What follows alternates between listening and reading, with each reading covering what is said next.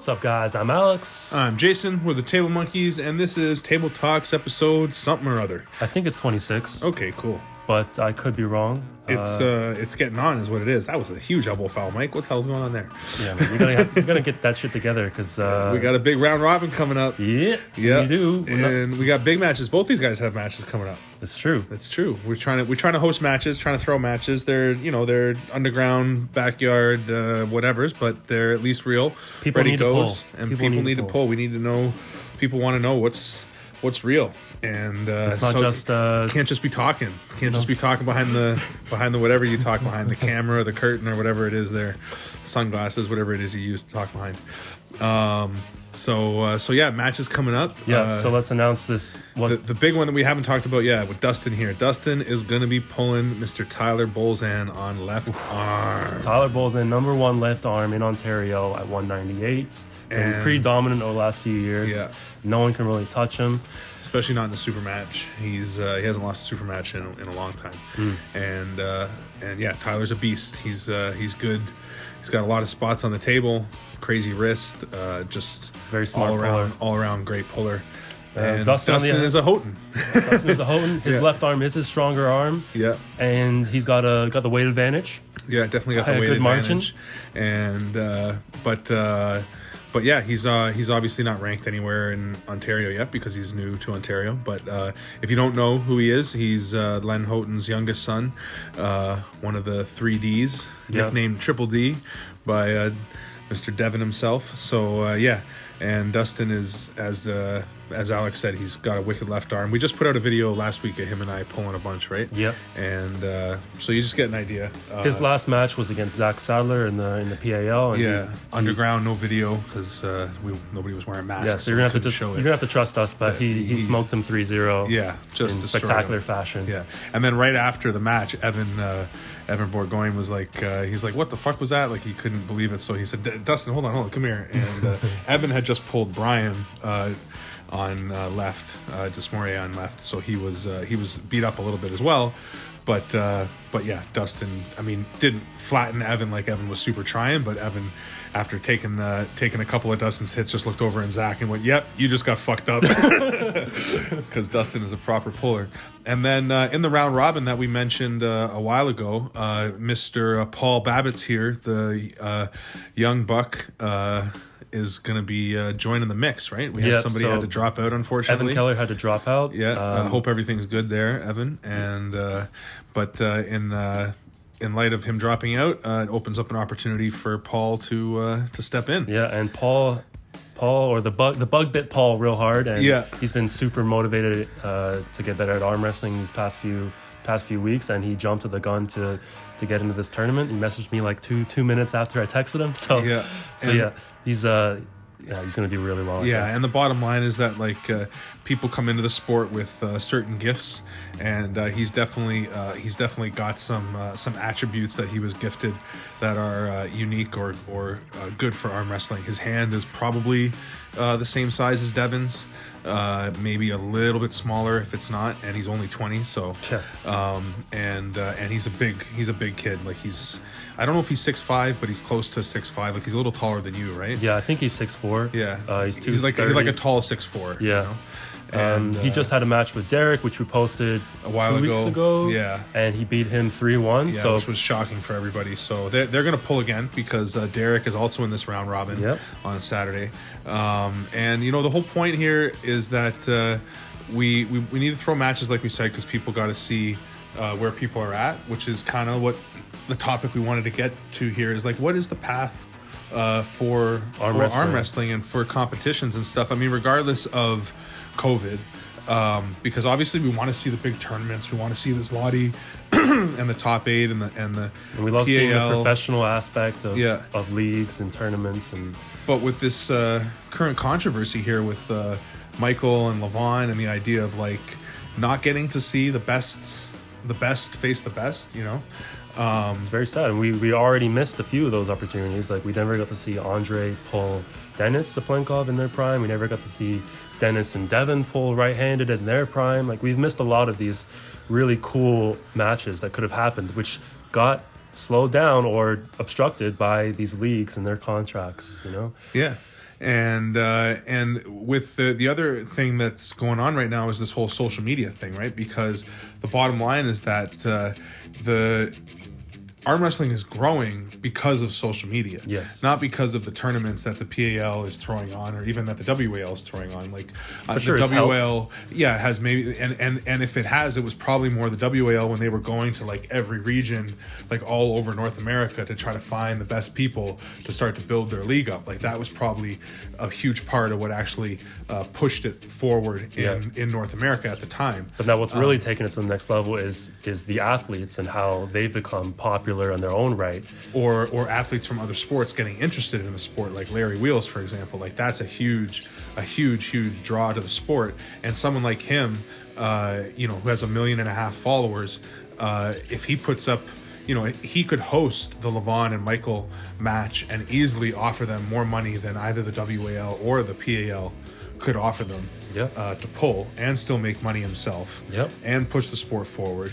And get way more views on it than they would get in the PAL. Yeah, I mean, and even though it's not a certain league, is it wrong? Is it bad? I don't think it's bad. Yeah, if the match happens on Larry Wheel's YouTube channel, does it become invalid? Like, do people not see it as a real win? Yeah, not a real win, or is it somehow bad for the sport? I mean, I don't think either of us think that it's bad for the sport. I think we'd both be on the same page here, right? That we think it's like we just want to see people pull. Yeah, I mean, as long as you have competent refs there that can call things correctly, then I would for sure count that match as a real match, and whoever wins is a better puller. And one of the arguments might come out that it's like, oh yeah, but what about the rules? Like that's one thing I think that like Igor would obviously cling to a lot, is the idea that the rules at the PAL and the IFA and stuff, that they're unified, so therefore those are the matches that count. And if you do another match under some other form of rules, then therefore like you said, it's invalid or something. And I don't think we both agree. We both don't think that that's the case. Like we were have an interview, fortunately, coming out with John Milne. Thank you, John. The hand Milne. The hand mine, John Milne, Redbird, and he made a good point of that. In all these, it really comes like the best guy is kind of gonna win, regardless of the rules. Like the best guy at the time is gonna win, regardless of the league, regardless of the rules. They usually find a way. You go into the match and you know what the rules are, so you can just play it to exactly how you need to play it. And it's true, obviously, maybe some rules play to some styles a little bit more, like the way that the WAL with the pad. I mean, I think if there was anything that we would change about the WAL rules, it would just be the pad going 2 inches back to maybe an inch and an inch. So it was a little more evened back, out. An inch forward. But all the rule changes in the WAL are to make the match easier, more exciting to watch, easier for the spectator to watch, and better for TV, which is going to push the sport forward.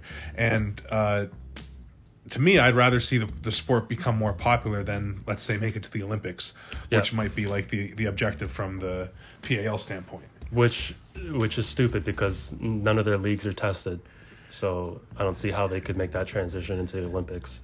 Yeah, that's a good point. But with the PEDs, regardless, it's also just the what does that like having your sport be so refined, quote unquote, does that really make it better? Especially, I don't think at all. I think especially in arm wrestling, part of it is like the coolness factor of the underground bar scene that it kind of grew out over of. the top, like in the bar. Let's go. Right now, let's pull. Right now in the back, like, with some money on the table. Yeah. I got $1,000 says I can rip your arm off. Like that's a huge part of what arm wrestling is, and you don't want to lose that. No. Or you want to sort of keep that energy somehow, but at the same time you don't want it to turn into WWE. Mm-hmm. Like there's got to be a balance in between it. But then if you look at PAL, like the way that they do it with their athletes, like with the girls and the music and the stage and the way they make it more like a WWE like show, even though the wrestling itself is like Olympic weightlifting, like super hardcore judging, and you know, and like super tight reffing and everything. Which one of the points I was going to make is that with these leagues, especially if you started having guys with actual money, like YouTube channels and stuff that could actually afford to do it, like if Devin decides to become a promoter all of a sudden with the amount of followers and stuff he has, he could crush WAL and PAL like right off the bat almost.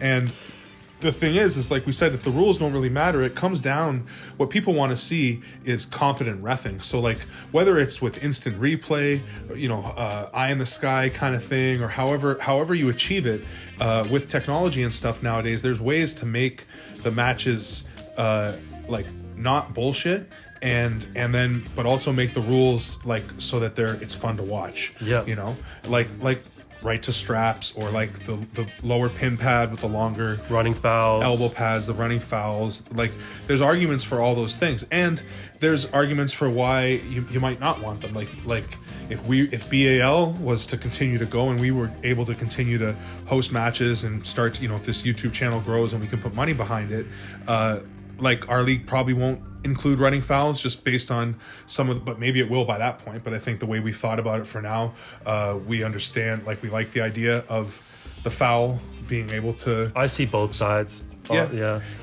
I mean, in the PAL, you see all the time people are about to lose and they just lift their elbow so they can get a restart. And if it's a intentional foul in a losing position, it should be like a foul in a losing position should be a loss, and an intentional slip is a foul. So like this is the slip and a foul, like we just saw at Evan and Porkchop's video on Devin's channel. I'm on kind of on Evan's side there. I mean, I think if you don't pin the guy, and you don't get the win. No, I'm on Evan's side too. I'm saying that because it is a slip in a losing position is not a loss.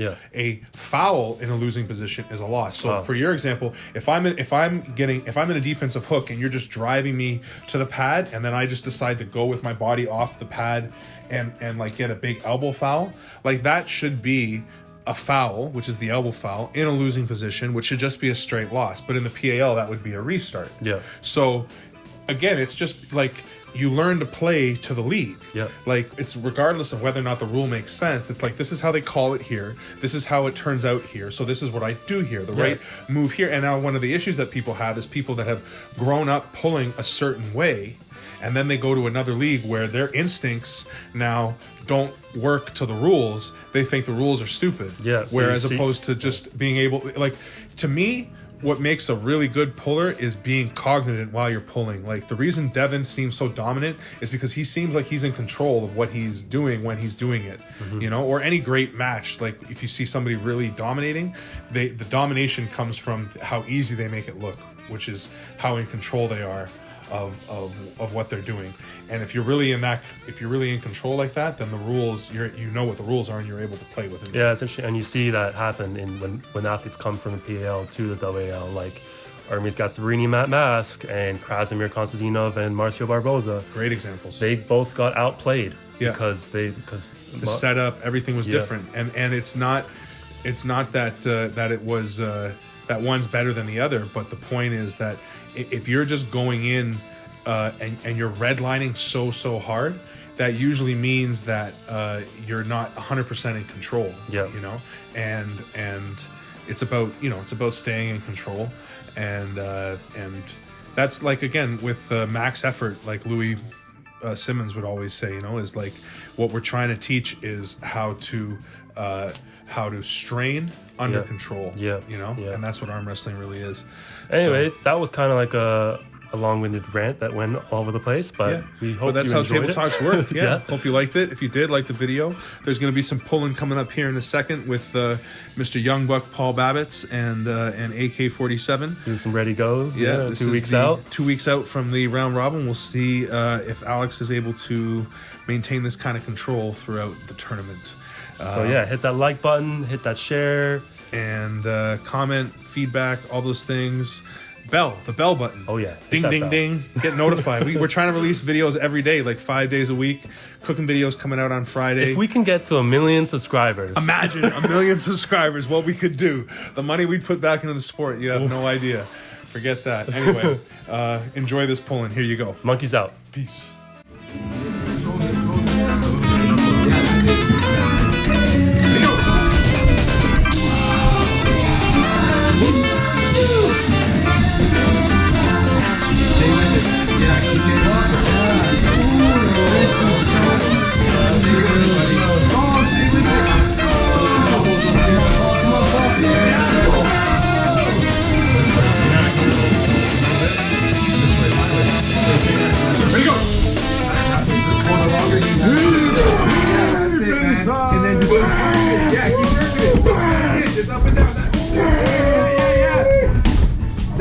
Keep doing that. Keep rocking. Keep rocking. Yeah, bud, you're getting so. Oh, it's opening up. Oh, keep it, Paul. Keep it, man. Yeah, keep rocking. Oh, you're working. Stay tight. Oh, you're still. No. A little bit Alex's wrist is Alex's wrist. Straight into the morning. Ready, go! Oh, right into it. Right into it. Oh, nice. Dominant. I tried to get it right when your wrist was straight, and I feel like He did. He recurved right before go. Yeah, I know he did. Yeah. Keep it straight for him, Alex. Yeah, right there. That's perfect. That's fucking perfect. Oh, and he still dumped it. Test the frame.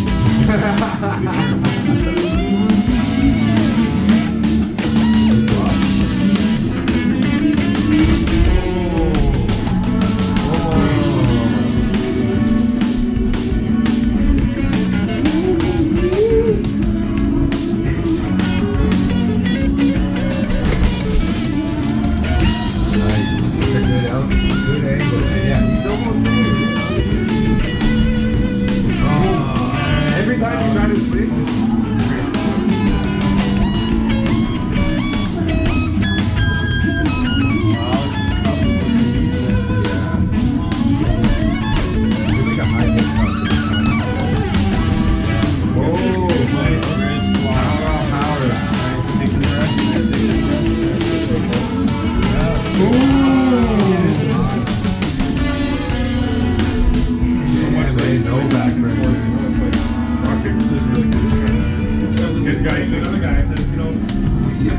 making it work. Looks like Alex is working harder this round. Oh, nice. Yeah, that was perfect.